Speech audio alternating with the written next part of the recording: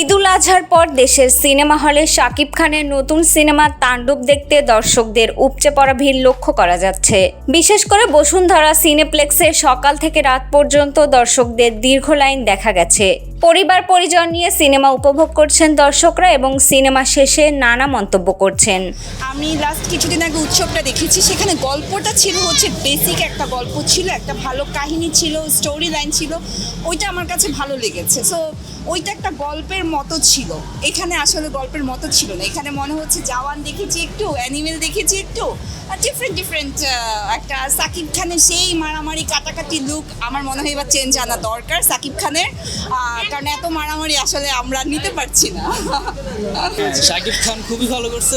শাকিব খানের সাথে আসলে ওইরকম বাংলাদেশের আসলে তেমন কাউকে কেমন ভালো লাগে না, ওইটা হচ্ছে আমাদের বলিউডে যেতে হবে আর কি, ওইরকম আর কি। বরবাদ থেকে তাণ্ডব হচ্ছে ভালো হয়েছে, ফার বেটার। সিনেমাটির গল্প, শাকিব খানের অভিনয় এবং নির্মাণ শৈলী দর্শকদের মুগ্ধ করেছে। সামাজিক যোগাযোগ মাধ্যমেও তাণ্ডব নিয়ে আলোচনা চলছে। অনেকেই বলছেন এটি শাকিব খানের ক্যারিয়ারের অন্যতম সেরা কাজ। সিনেমাটোগ্রাফি, কোরিওগ্রাফি বলি কিংবা যে কাহিনীটা, গল্পটা, প্রত্যেকটা জিনিসই অসাধারণ ছিল। সাবিলা নূর নতুন হিসেবে অনেক ভালো করেছেন, আর শাকিব খানের অভিনয় তো অসাধারণ।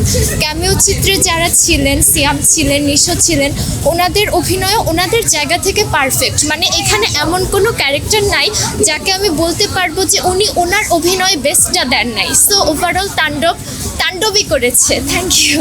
সিনেমা হলে দর্শকদের এমন সাড়া দেশের চলচ্চিত্র শিল্পের জন্য ইতিবাচক ইঙ্গিত বহন করে। তাণ্ডবের এই সাফল্য প্রমাণ করে ভালো কন্টেন্ট এবং প্রযোজনায় দর্শকরা আবারও হলে ফিরছেন।